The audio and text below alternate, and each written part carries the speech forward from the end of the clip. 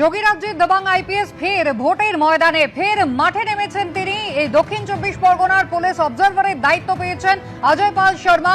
এবার কেন্দ্রীয় বাহিনীকে সঙ্গে নিয়ে রুট মার্চ করতে দেখা গেল তাকে।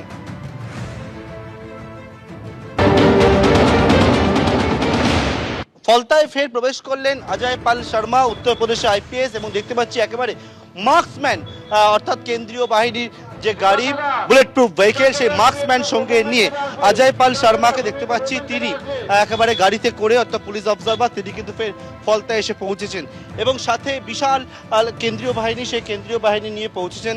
কেন্দ্রীয় বাহিনীর আধিকারিকরা তারা এখানে উপস্থিত রয়েছে এবং একেবারে ফলতা বিভিন্ন যে জায়গাগুলো রয়েছে সেই সমস্ত জায়গায় দেখতে পাচ্ছি আইপিএস অজয় পাল শর্মা তিনি কিন্তু পৌঁছেছেন আজকেও। এবং এই মুহূর্তে একেবারে ফলতার যে বিভিন্ন প্রান্তগুলো রয়েছে সেই সমস্ত প্রান্তে পুলিশ অবজারভার তিনি যাচ্ছেন এবং সাথে কেন্দ্রীয় বাহিনীর বিশাল বাহিনীকে সঙ্গে করে নিয়ে ফের ফলতায় কিন্তু বিভিন্ন প্রান্তে যাচ্ছেন। এবং যে বিষয়টা বলা হচ্ছে ভয় মুক্তভাবে যাতে ভোট হয় সেটাই মূল লক্ষ্য। ক্যামেরা দিব্যেন্দু সিংহের সঙ্গে পার্থপ্রদীপ ঘোষ, এবিপি আনন্দ, দক্ষিণ 24 পরগনা। দক্ষিণ 24 পরগনার পুলিশ অবজারভারের দায়িত্বে রয়েছেন অজয় পাল শর্মা। গতকালই আপনারা দেখেছিলেন একেবারে নির্বাচন কমিশনের নির্দেশে তিনি পৌঁছে গিয়েছিলেন ফলতা তৃণমূল কংগ্রেস প্রার্থীর বাড়িতে। আর এই মুহূর্তে অজয় পাল শর্মা তিনি নেমেছেন, কেন্দ্রীয় বাহিনীর জওয়ানরা সঙ্গে রয়েছেন, রুট মার্চ করছেন। ঠিক কোথায় যাচ্ছেন বিস্তারিত জানবো। পার্থপ্রতিম ঘোষ সরাসরি রয়েছেন, পার্থ ফোর্সের সঙ্গে কথা বলছেন। দেখো, বাহিনীকে সঙ্গে নিয়ে একেবারে ফলতায় করেছেন অজয় পাল শর্মা এবং এই মুহূর্তে দেখতে পাচ্ছি যে ছবি সেটি হচ্ছে যে আমার সহকর্মী দিব্যেন্দু যে দেখাচ্ছে যে অজয় পাল শর্মা একেবারে ফোর্সের আধিকারিকদের সঙ্গে কিন্তু কথা বলছেন এবং এখানে ফোর্সের একটা ক্যাম্প অফিস তৈরি করা হয়েছে আমরা দেখতে পাচ্ছি।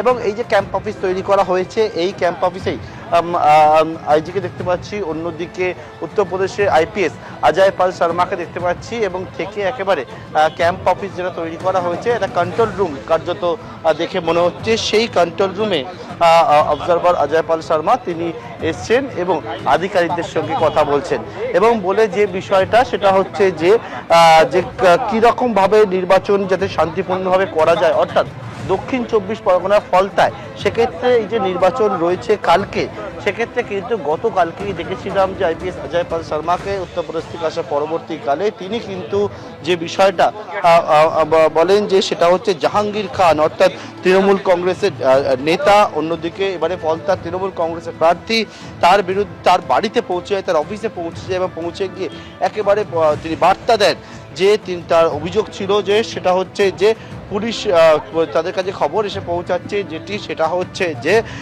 ভোটারদেরকে হুমকি দেওয়া হচ্ছে, ভোটারদের